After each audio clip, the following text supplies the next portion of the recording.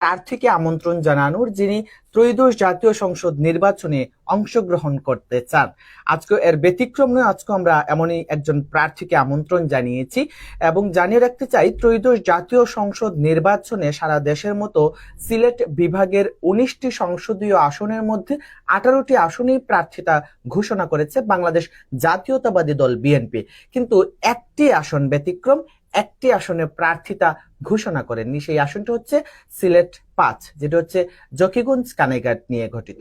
এই আসনটিতে বেশ কয়েকজন প্রার্থী রয়েছেন বাংলাদেশ জাতীয়তাবাদী দল বিএনপির, একই সাথে অন্যান্য রাজনৈতিক দলেরও রয়েছে। এখন পর্যন্ত এই আসনে প্রার্থিতা ঘোষণা না করায় বিএনপি যেমন একটি ধোঁয়াশার মধ্যে রয়েছে এবং তারা প্রচার প্রচারণা চালিয়ে যাচ্ছে, অন্যদিকে অন্য রাজনৈতিক দলগুলোও আসলে চিন্তা করছেন কাকে আসলে প্রার্থী দিবেন। এবং সিলেট 5 আসনে বেশিরভাগ সময় দেখা গেছে, বিগত সময়গুলোর কথা যদি বলি, জোটের মধ্যে পড়ে। এই বিষয়গুলো নিয়ে আজকে আমরা কথা বলতে আমাদের আজকের সিলেট ভির ভোটার হওয়া অনুষ্ঠানে আমন্ত্রিত অতিথি হিসেবে উপস্থিত আছেন মামুনুর রশিদ, যাকে চাকসু মামুন নামে সবাই চিনেন, যিনি বিএনপির মনোনয়ন প্রত্যাশী সিলেট 5 এবং প্রথম সহসভাপতি সিলেট জেলা বিএনপি। আমরা তার সাথে কথা বলতে চাই। মামুনুর রশিদ, আপনাকে স্বাগত সিলেট ভির ভোটার হাওয়াতে। কেমন আছেন? ধন্যবাদ। আলহামদুলিল্লাহ, ভালো আছি। জি, আপনাকে অসংখ্য ধন্যবাদ, ব্যস্ততার মাঝে আমাদের সময় দিয়েছেন। প্রথমেই প্রচারণাতে যাচ্ছি না, প্রথমে যাচ্ছি গতকাল আমরা দেখেছি আরো বেশ কয়েকটি সংসদীয় আসনে প্রার্থিতা ঘোষণা করেছে বাংলাদেশ জাতীয়তাবাদী দল বিএনপি। সেখানেও সিলেট 5 আসনের প্রার্থিতা ঘোষণা হয়নি। এই মুহূর্তে আপনি একজন বিএনপির মনোনয়ন প্রত্যাশী হিসেবে আপনার প্রতিক্রিয়া জানতে চাচ্ছি। আসলে সিলেট 5টা মনে হয় আমাদের দলের ঊর্ধ্বতন নেতৃবৃন্দদের কাছে খুবই গুরুত্বপূর্ণ, বেশি গুরুত্বপূর্ণ মনে হয়, যে কারণে এখন পর্যন্ত 18টি আসনের ঘোষণা হলেও সিলেট 5-এর ঘোষণা এখনো হচ্ছে না। তো জাস্ট ফান করে বললাম এই কথাটা। আসলে সত্যিকার অর্থে মেন বিষয়টা এটা না। মেন বিষয়টা হলো যে নির্বাচনে বিভিন্ন ধরনের স্ট্র্যাটেজি থাকে এক একটা দলের। তো সেই স্ট্র্যাটেজি অনুসারে বিএনপি হয়তো ঊর্ধ্বতন নেতৃবৃন্দরা বা বিএনপি হাইকমান্ড একটা স্ট্র্যাটেজিক ওয়েতে চিন্তা ভাবনা করছে, কার সাথে কিভাবে ইকুয়েশন মিলালে আমাদের জন্য সহজ হবে নির্বাচনে বিজয়, সেই দিক থেকে চিন্তা করছে হয়তোবা। কিন্তু আমার মনে হয় আমার দলের সিনিয়র নেতৃবৃন্দদের কিছু ইনফরমেশন গ্যাপ আছে, যে কারণে তারা এই আসনে এখন পর্যন্ত প্রার্থী ঘোষণা করে নাই। তবে আমার বিশ্বাস খুব সহসাই 2-1 দিনের মধ্যে হয়তোবা সেই জটটা খুলে যাবে। জি, আরেকটি বিষয় আমরা দেখেছি, এই সিলেট 5 আসনে বেশিরভাগ সময় বিগত বেশ কয়েকটি নির্বাচন যদি বলি, নির্বাচনে আমরা দেখেছি জুটেই পড়ে সিলেট 5 আসন।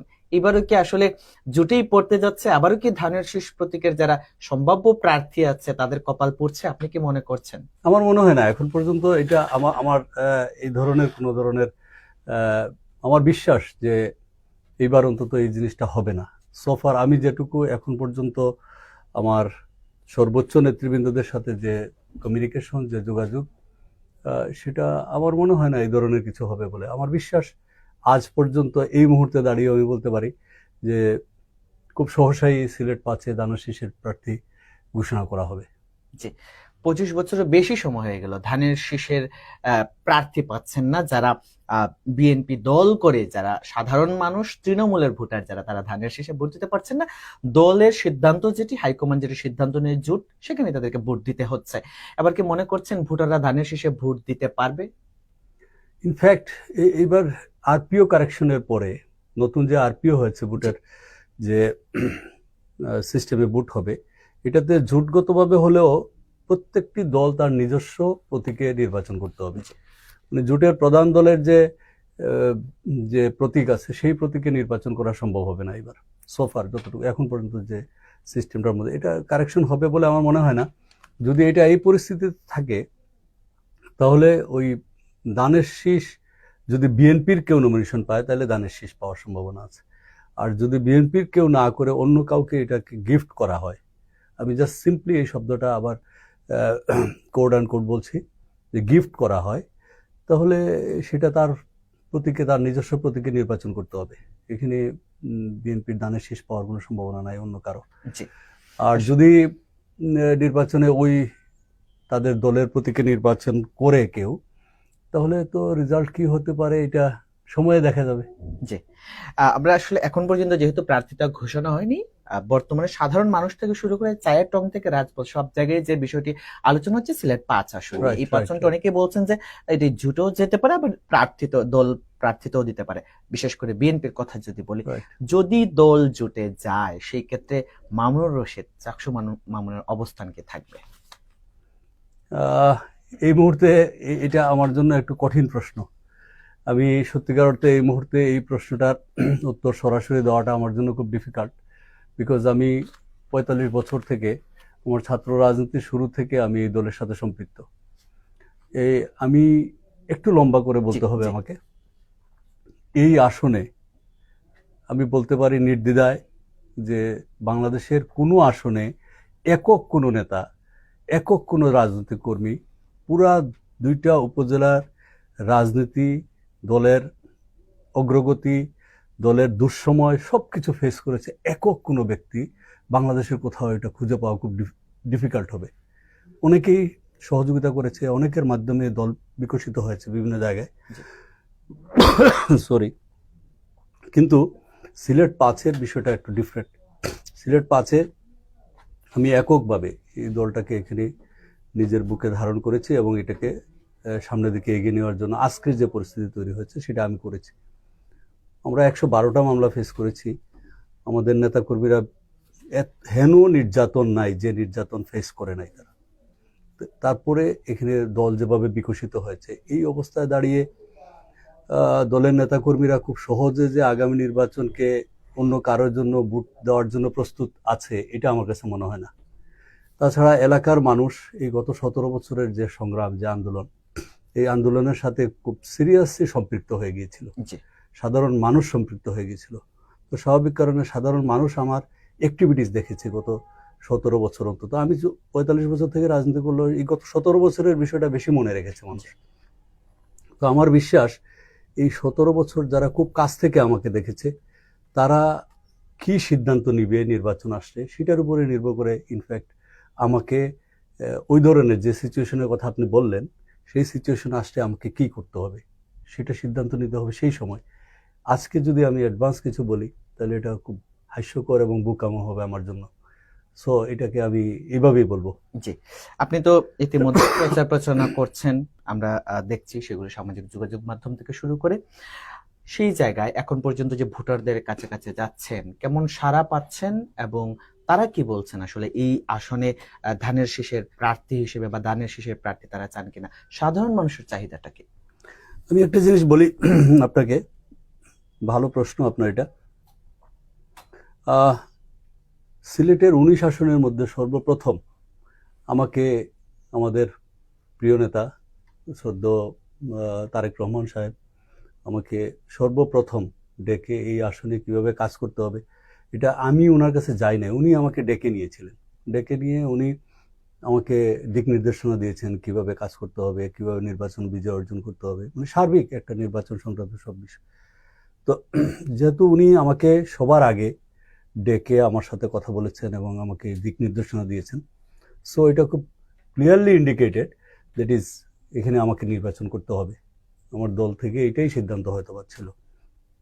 কিন্তু কিছুদিন পরেই হঠাৎ যখন এই যে জোট সংক্রান্ত বিষয়ে যখন আলোচনা শুরু হলো, তখনই সেটা একটু স্থিমিত হয়েছে আমার ধারণা। তবে এটা কিন্তু লং টার্ম এটা থাকবে বলে আমার মনে হয় না। তো মাঠের অবস্থা আমি আপনাকে যেটা বলছিলাম, আগেও বলছি এখনো বলছি, মানুষের অভূতপূর্ব সাড়া আমি দেখছি। এটা আনবিলিভেবল। দ্যাট ইজ আমি নিজেও কল্পনা করতে পারি না যে একদম সাধারণ ছাত্রছাত্রী স্কুল কলেজের বিলো 18 তারা ভোটারও হয় নাই, জি, তাদের মধ্যে যে হাইপটা আছে, যারা ভোটার হয়েছে তাদের মধ্যে যে হাইপটা আছে, একটা নৌকার মাঝি, আমি শ্রদ্ধা করি, সবগুলা পেশাকে শ্রদ্ধা করি। একজন নৌকার মাঝি, একজন টমটম ড্রাইভার অথবা একজন সিএনজি ড্রাইভার আমার খুবই শ্রদ্ধা, আমার শ্রমিক দল করে অনেকেই। তাছাড়াও যারা বিভিন্ন দল করে না যারা, তারাও মানে অসম্ভবভাবে সাড়া দিচ্ছে আমাকে। আমি যেদিকেই যাই সেদিকে স্রোতের মতো মার্শাল্লাহ মানুষের সমাগম ঘটে। এই যে ভালোবাসা, এটা থেকে মুক্তি পাওয়া বা এটা কারো কপালে জোটা খুব কষ্টের বিষয়। মানে অনেক অনেক কাঠখড় পুড়িয়ে এই জায়গায় যেতে হয় মানুষকে। তো আল্লাহর অশেষ মেহেরবানি যে আল্লাহ আমাকে এই সুযোগ দিয়েছে এবং আমি ওই জায়গায় অবস্থান করছি। জি।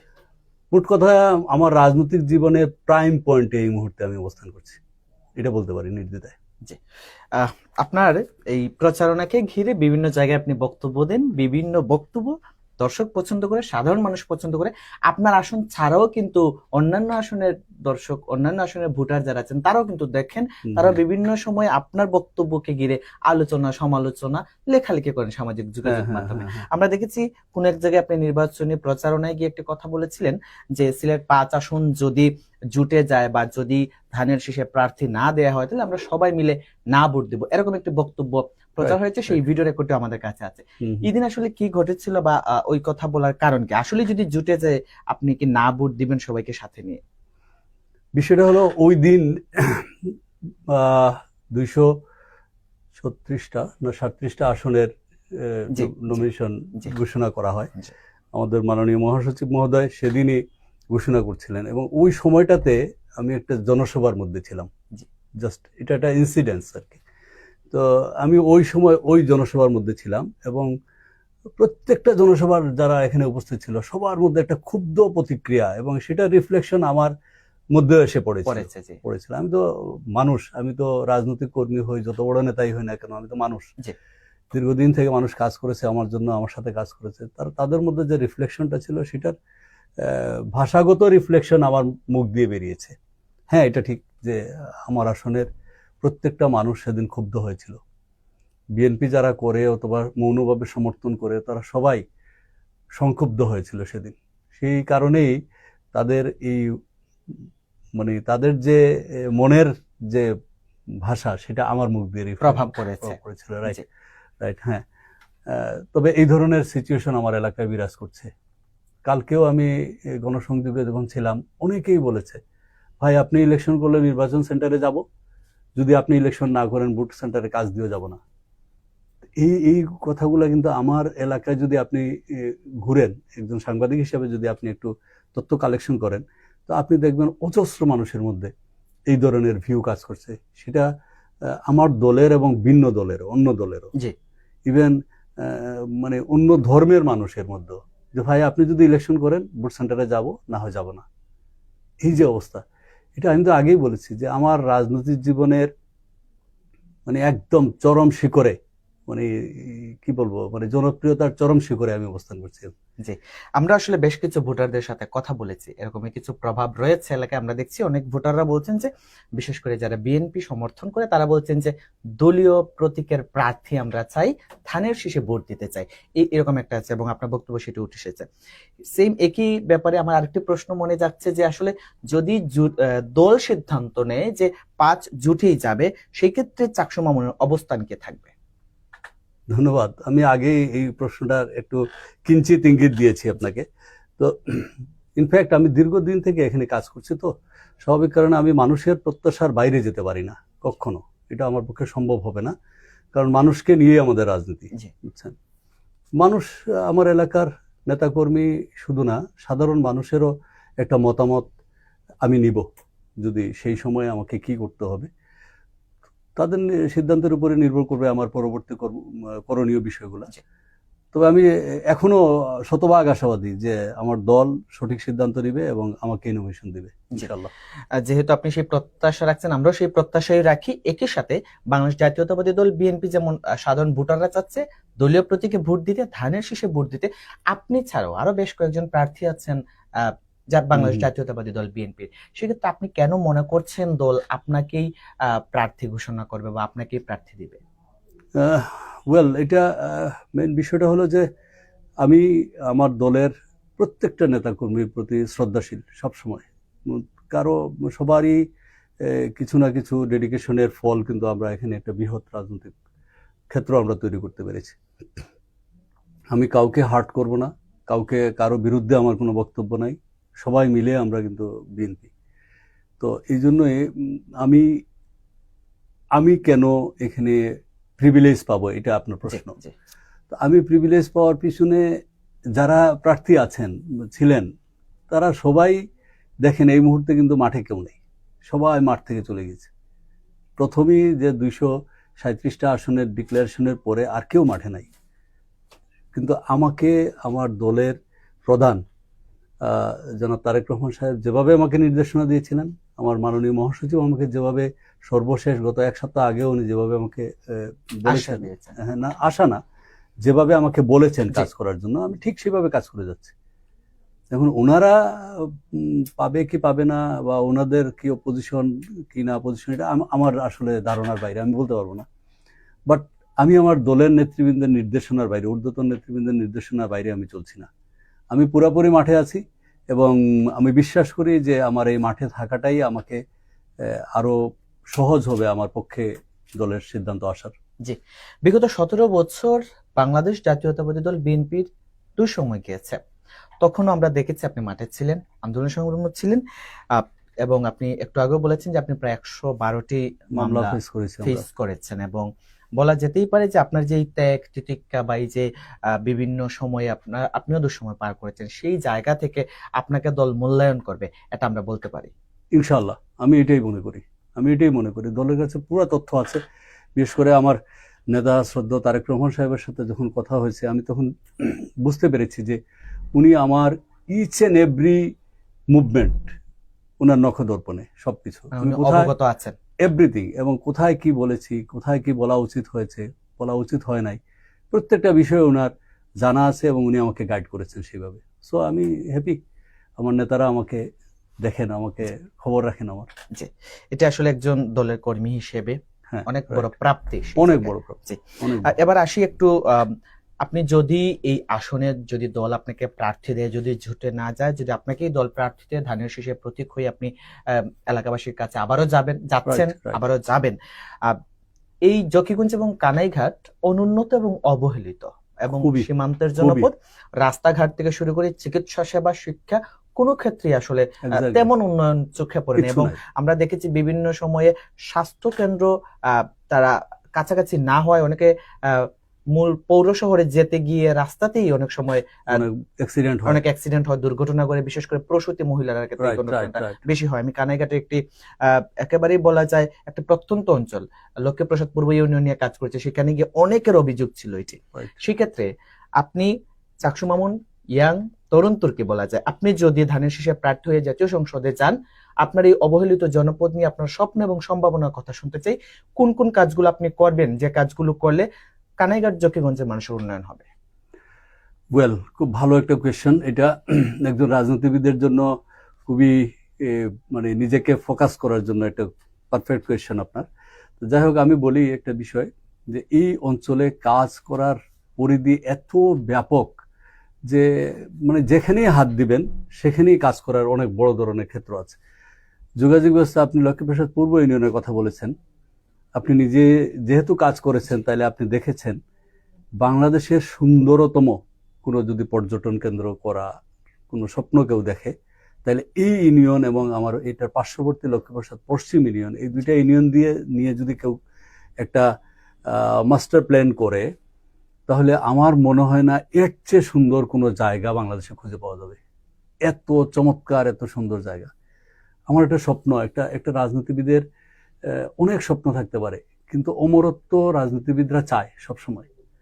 আমি যদি অমরত্ব লাভ করতে চাই আমার রাজনৈতিক কার্যক্রম দিয়ে, তাহলে আমার প্রথম এবং প্রধান কাজ হবে যোগাযোগ ব্যবস্থার উন্নয়ন করা, এবং সেটা আমার লক্ষ্মীপ্রসাদ পূর্ব এবং পশ্চিম ইউনিয়ন, এই ইউনিয়নগুলোকে আমাকে অনেক বেশি মানে কাজ করতে হবে এখানে যোগাযোগ ব্যবস্থা ডেভেলপমেন্টের জন্য। আমার বুরহানুদ্দিন সড়ক বলেন, আপনি শেওলা জকিগঞ্জ রাস্তা বলেন, জকিগঞ্জের অনেকগুলো ফিডার রোড আছে, সব রোডগুলোর অবস্থা ভয়াবহ বাজে অবস্থা। আমি হরিপুর গাছবাড়ি রাস্তা বলেন, কোনো একটা রাস্তায় জনমানব চলাচলের উপযোগী নাই এটা। এই যোগাযোগ ব্যবস্থার উন্নয়ন করাটা হলো আমার প্রথম এবং প্রধান কাজ। তারপরে স্বাস্থ্যসেবার কথা আপনি বলেছেন, আসলে অমানবিক অবস্থা স্বাস্থ্যসেবা, এমন অবস্থা আমার কানাইঘাট বা জকিগঞ্জের যে স্বাস্থ্য কমপ্লেক্স যেটা আছে, সেটা শয্যা সংখ্যা বৃদ্ধি পেয়েছে, কিন্তু কোনো ধরনের কোনো সেবার মান বৃদ্ধি পায় নাই। ওখানে ঢুকার আগে নাকে তুলা দিয়ে ঢুকতে হয়, এই ধরনের অবস্থা প্রত্যেকটা জায়গায়। সো এইসব জিনিসে আমাদের প্রচুর কাজ করতে হয়। আর একটা বড় জিনিস আপনি ফোকাস করেছেন কিনা জানি না, যেহেতু লক্ষ্মীপ্রসাদ পূর্ব ইউনিয়নে আপনি কাজ করেছেন, আমার লক্ষ্মীপ্রসাদ পূর্ব ইউনিয়নটা কিন্তু একটা বাংলাদেশের মধ্যে একটা দ্বীপ। আপনি দেখেন একদিকে ডনা নদী, একদিকে সুরমা নদী, একদিকে লুবাছড়া, জি একটা দ্বীপ পুরা, আর আরেকদিকে খাসিয়া জনতা পাহাড়, জি বুঝছেন? তা এই দ্বীপটা এইভাবে বিচ্ছিন্ন করে রাখা, এটা আসলে আমাদের এখানকার যারা রাজনীতিবিদ, যারা অতীতে এখানে কাজ করেছেন বা সংসদ সদস্য ছিলেন, আমি জানি না তারা কেন এই বিষয়টা নিয়ে কাজ করেন নাই, বা তাদের ব্যর্থতা কেন, এটার জন্য আমি বলতে পারবো না। বাট কোনো একজন সাধারণ মানুষ যারা মানুষের সাথে সম্পৃক্ত, এলাকা সম্বন্ধে জানে, তারা এই বিষয়ে প্রধান কাজ হিসাবে যদি ধরে না নেয় বা এইভাবে যদি তার মানে প্ল্যানিংটা যদি না সাজায়, তাহলে আমি বলবো এই রাজনীতিবিদের দীর্ঘমেয়াদী কোনো চিন্তা ভাবনা নাই তার এলাকার জন্য। জি তো আমি এই ধরনের রাজনৈতিক কর্মী না, আমি এই এলাকায় বড় হয়েছি, এই এলাকার মানুষের সাথে খেলাধুলা করে আমার শিক্ষা জীবন কাটিয়ে আমি এখান থেকে ইউনিভার্সিটি পর্যন্ত গিয়েছি। সো আমার মানুষের সাথে যে বন্ধনটা, এই বন্ধনটা কিন্তু একদম হৃদয়ের। জি এই হৃদয়ের বন্ধন থেকে আমি এটুকু বলতে পারি যে আমি এখানে কাজ করার জন্য প্রথম যোগাযোগ ব্যবস্থা, স্বাস্থ্য ব্যবস্থা, এবং আরেকটা বড় ইস্যু হলো আমাদের বন্যা। বাংলাদেশের সর্বপ্রথম বন্যা উপদ্রুত হয় আমার এলাকা। জি কারণ বরাক নদী দুই ভাগে বিভক্ত হয়েছে আমার জকিগঞ্জে এসে, আমরশিদে। এখান থেকে কুশিয়ারা এবং সুরমায় বিভক্ত হয়েছে। কুশিয়ারা সুরমা দুইটা নদী কিন্তু আমার নির্বাচনী এলাকা দিকে প্রবাহিত, এবং শুরু এটা থেকে শুরু। এবং তিন নদীর মোহনা যেটা ডাইক, হ্যাঁ হ্যাঁ, সেটাও আমার জকিগঞ্জে, বুঝছেন? তাছাড়া লুবাছড়া এখন কিন্তু আরো ভয়াবহ অবস্থা। জি সুরমা নদীর চেয়েও লুবাছড়া বলা হয়, কিন্তু এটা ছড়া না, এটা নদীর চেয়েও বড়। জি এই ধরনের তো পাহাড়ি ডল এবং আরো অসংখ্য ছোট ছোট নদী ছড়া আছে এদিক থেকে, খাসিয়া জনতা থেকে নেমে এসেছে যেগুলা। প্রথমেই জকিগঞ্জ কানাইঘাটে এই বন্যার প্রভাবটা পড়ে, কিন্তু আমরা এই বন্যা মোকাবেলা করার জন্য কোনো ধরনের কোনো প্ল্যানিং আমাদের অতীত গভর্নমেন্টগুলো নিয়েছে বলে আমার জানা নাই। এগুলা আমাদের শহীদ রাষ্ট্রপতি জিয়াউর রহমান যে খাল খনন কর্মসূচি, অথবা খালের মুখে সুইচ গেট দিয়ে পানি ধারণ করা, পরবর্তীতে ফসলের উৎপাদন বৃদ্ধি করা, এই ধরনের বিভিন্ন যে প্ল্যানিং গুলো আছে, এগুলা নিয়ে কেউ কাজ করে নাই। কারণ এই আসনে তো বিএনপির কোনো ক্যান্ডিডেট জীবনে পাশই করে নাই। এই স্বপ্ন যে দেখবে, সেই ধরনের কোনো লোক তো পাশই করে নাই, তো ইলেকশনই করে নাই। আপনি 25 বছর বলেছেন, আসলে 25 বছর না, 96 সাল থেকে আমাদের এখানে কোনো ধানের শীষ প্রতীক নিয়ে কেউ নির্বাচনই করে নাই। ঝুট ছাড়া কোনো কিছু হয় নাই আর কি, এই ধরনের একটা সিচুয়েশন। তো স্বাভাবিক কারণে আমার অনেক স্বপ্ন, অনেক কাজ। আমি বিশ্বাস করি আমার শ্রদ্ধেয় নেতা তারেক রহমানের সাথে যখন আমার কথা হয়েছে, আমি প্রথমেই কিন্তু আমার এই কাজগুলোর ব্যাপারে ওনার সাথে কথা বলেছি, এবং উনি খুব ধৈর্য সহকারে এটা শুনেছেন, এবং উনি বলেছেন আল্লাহর যদি হুকুম হয়, আমরা যদি ক্ষমতায় যেতে পারি, উনি এই বিষয়গুলোকে প্রাধান্য দিবেন ইনশাল্লাহ। আমি বিশ্বাস করি কাজ করতে পারবো। আমরা একেবারে শেষ পর্যায়ে চলে এসেছি অনুষ্ঠানের। সবশেষ যদি আপনার আসনের যারা ভোটার আছেন, সাধারণ মানুষের সাথে, তাদের উদ্দেশ্যে কিছু বলার থাকে। ধন্যবাদ। আমি তো আপনাদের মামুন, আমাকে আমার নামের আগে চাকসু জুড়ে দিয়ে একটু আইডেন্টিফাই করা হয়েছে আমাকে।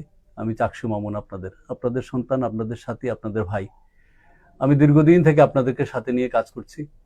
আমি নির্বাচনে প্রার্থী হওয়ার ব্যাপারে আপনাদেরই মতামত সবার থেকে বেশি গুরুত্ব দিয়েছি আমার রাজনৈতিক জীবনে।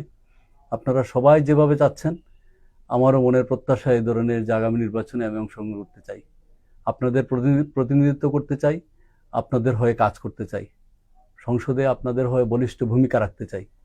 যদি আপনাদের কাছে আমি যোগ্য মনে হয়, তাহলে আপনাদের কাছে বিনীত অনুরোধ, সবাই দয়া করে আমার দিকে একটু সুদৃষ্টি রাখবেন, এবং আমাকে নির্বাচিত হওয়ার ব্যাপারে আপনাদের করণীয় যেটুকু আছে, আপনারা নিজেরা জানেন খুব ভালো করে, সেই করণীয়টুকু আমার জন্য অন্তত এই আগামী 2 মাস একটু কষ্ট করবেন। ধন্যবাদ সবাইকে। আসসালামু আলাইকুম। ধন্যবাদ। সুপ্রিয় দর্শক, কথা বলছিলেন মামুনুর রশিদ, যিনি চাকসু মামুন নামে পরিচিত, সিলেট 5 আসনে বিএনপি মনোনয়ন প্রত্যাশী এবং প্রথম সহসভাপতি সিলেট জেলা বিএনপি। তিনি বলছিলেন দলের সিদ্ধান্ত পজিটিভ আসবে, দল প্রতীক দিবে, দলীয় প্রতীক নিয়ে তিনি নির্বাচিত করবেন, এমনটাই প্রত্যাশা করছেন। এবং যেহেতু দলের ভারপ্রাপ্ত চেয়ারম্যান তারেক রহমান নিজে থেকে যোগাযোগ করেছেন, তিনি বলেছেন তিনি এখন পর্যন্ত আশাবাদী। এছাড়াও দল যে সিদ্ধান্ত নিবে, সেই সিদ্ধান্তই তিনি মেনে নেবেন। একই সাথে যে আসনে তিনি প্রার্থী হয়েছেন সেই আসনের সাধারণ মানুষের সাথে কথা বলে তিনি সিদ্ধান্ত নেবেন। এছাড়াও তিনি বলেছেন যে অবহেলিত জনপদ, অনুন্নত জনপদ, একেবারে সীমান্তের জনপদ জকিগঞ্জ কানাইঘাটে উন্নয়নের ছোঁয়া লাগানোর জন্য সব ধরনের কাজ করবে। বিশেষ করে যোগাযোগ খাত, চিকিৎসা খাত, শিক্ষা খাত, এইসব খাতে তিনি উন্নয়নের ছোঁয়া লাগাবেন। এবং তিনি বারবার যে বিষয়টি বলেছিলেন যে আসলে যদি উন্নয়নের মধ্য দিয়ে মানুষের মনে জায়গা করা যায়, সেই জায়গাটি করতে গেলে যোগাযোগ খাত উন্নয়ন করতে হবে। এবং বিশেষ করে আপনারা দেখেছেন জকিগঞ্জ কানাইঘাট বন্যায় ভেসে যায়, বন্যায় ক্ষতিগ্রস্ত হয় বছরের পর বছর, সেই জায়গাতে তিনি কাজ করতে চান। চাকসু মামুনের আর যেমনটা বলছিলেন যে এই ভোটে বিশেষ করে সবশেষ 1996 সালে ধানের শীষ প্রতীক নিয়ে প্রার্থিতা হয়েছিল, নির্বাচন হয়েছিল। এরপর আসলে দল প্রতীক পায়নি, জুটে গিয়েছিল। এবার আশা করছেন সেই দলীয় প্রতীক নিয়ে দলের কোনো প্রার্থী আসবে, এমনটাই আশা করছেন এই আসনের ভোটাররা। আজকের ভোটার হাওয়া এখানেই শেষ করছি। সবাই ভালো থাকুন, সুস্থ থাকুন, দেখা হবে পরবর্তী পর্বে। ধন্যবাদ।